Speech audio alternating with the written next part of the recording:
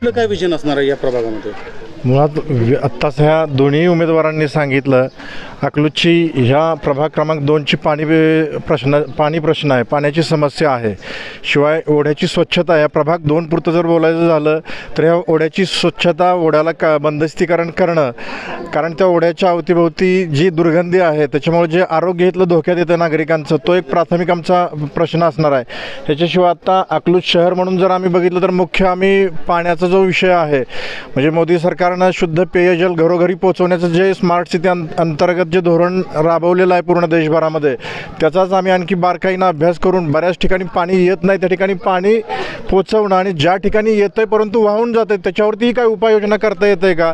तर पाणी प्रश्न, रस्ते प्रश्न, अकलूज हे मेडिकलचं हब आहे त्याच्यामुळे त्या दृष्टीनं उपजिल्हा रुग्णालय आपल्या अकलूजमध्ये, तर त्या उपजिल्हा रुग्णालयाचं अत्याधुनिकीकरण करणं, त्याचबरोबर अकलूज शैक्षणिक केंद्रसुद्धा आहेत, हे लक्षात घेऊन स्पर्धा परीक्षांचं केंद्र आपल्या इथं सदुभाव सांस्कृतिक वाचनालय आहे, तर त्या वाचनालयाला जोडून तिथं MPSC UPSC स्पर्धा परीक्षांची केंद्र नगर परिषद म्हणून काय डेव्हलप करता येतं आहे का, हे आम्ही बघतो. याचबरोबरीनं जे स्वच्छता, जो मोदी सरकारनं स्वच्छ भारताचा नारा दिलेला आहे त्यालाच अनुसरून स्वच्छ अकलूजचा नारा देताना नीरा नदी जी आमची वैभव आहे, अकलाई मंदिराच्या शेजारची जो प्रभाग 2 क्रमांकचा भागच आहे, तिथं जे डम्पिंग ग्राउंड बनवलेलं आहे त्याच्यामुळे नीरा नदी जी प्रदूषित झालेली आहे, अवतीभोवतीच्या नागरिकांचं आरोग्य धोक्यात आलेलं आहे, त्याच्यामुळे ते डम्पिंग ग्राउंडच्या संदर्भात एक वेगळं काहीतरी त्या कचऱ्यावरती व्यवस्थापन करून वेगळं काही करता येतं का, हा एक विषय आमच्या नजरेसमोर असणार आहे, जेणेकरून नीरा नदी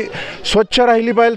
स्वच्छता म्हणजे हा एक भाग आहे. याच्याशिवाय आपल्या परिसरामध्ये जी दुर्गंधी आहे तोही त्या स्वच्छतेच्या ह्याच्यामध्ये तो दूर करणं हा आमचा म्हणजे प्राथमिक मुद्दा असणार आहे. याच्यामध्ये स्वयंसेवक संघाचे एक प्रचारक म्हणून ते आज भारतीय जनता पार्टीचे उमेदवार म्हणून हा प्रवास कसा झाला त्या संदर्भात मी आत्ता प्रचारामध्ये याच्यात राष्ट्रीय स्वयंसेवक संघाचा काही विषय नाही आहे. इथं मी आत्ता जो आहे तो आपल्यासमोर भारतीय जनता पार्टीचा कार्यकर्ता म्हणून आत्ता आलेलो आहे. आज तुम्ही विकासाच्या संदर्भात विचारलं, पूर्ण देशाभरामध्ये जर आपण बघितलं तर एक समाजाचा ट्रेंड बदलतो, त्याचाच परिणाम म्हणून 2014 साली मोदीजींचं सरकार देशामध्ये आलं.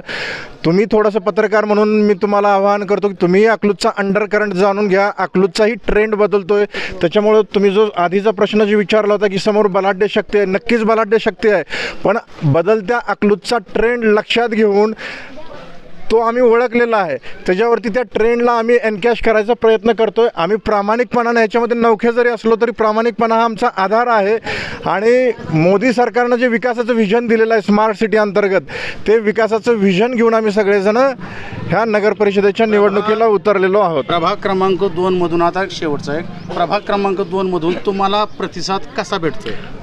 आत्ताच सांगितलं की पूर्ण अकलूजमध्ये अकलूजचा ट्रेंड खूप चांगला आहे. आम्ही इथं प्रभाग क्रमांक 2 मधून स्नेहा महादेव कावळे आणि मी आत्ताच तुम्हाला सगळ्यांच्या इथं घोषित करतो, आम्ही विजयी झालो.